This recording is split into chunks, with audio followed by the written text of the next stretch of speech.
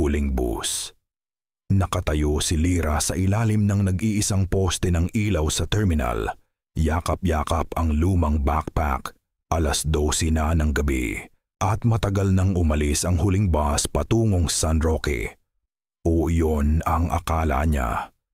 Nang biglang huminto sa harap niya ang isang bus na hindi niya nakita kanina. Mapusyaw ang ilaw nito, parang luma at walang sakay. Bumukas ang pinto na para bang inaanyayahan siya. "Papunta po ba ng San Roque?" tanong niya sa driver. Ngumiti ang matandang lalaki, ngunit may kung anong lamig sa kanyang mga mata. "Oo, Hidja, sumakay ka na." Walang ibang mapagpilian si Lyra, kaya pumasok siya.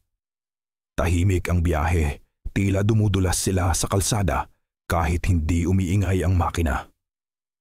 Sa bintana, napansin niyang wala silang nadaan ng kahit anong tindahan o bahay. Puro dilim lamang.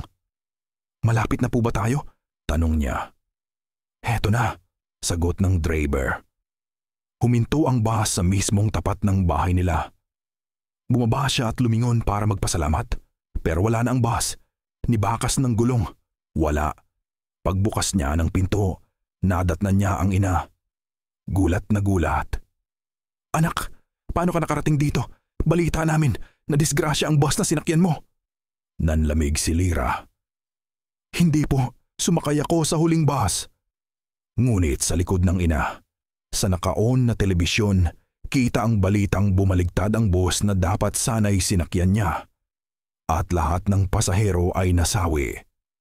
Sa salamin ng bintana, napansin niyang may lalaking matanda na nakatayo sa dilim, nakangiti at bahagyang tumango bago naglaho na parang usok.